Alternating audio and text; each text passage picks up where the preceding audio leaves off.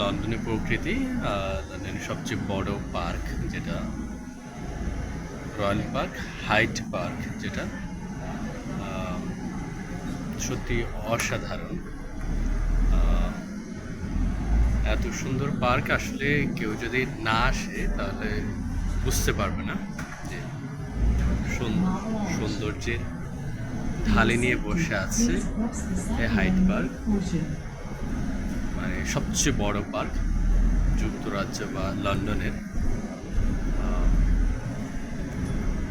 আহ, আমার কাছে যথেষ্ট ভালো লেগেছে, সত্যি অসাধারণ, অনিন্দ সুন্দর। এত বড় পার্ক আপনি আসলে একদিনে ঘুরে শেষ করতে পারবেন না।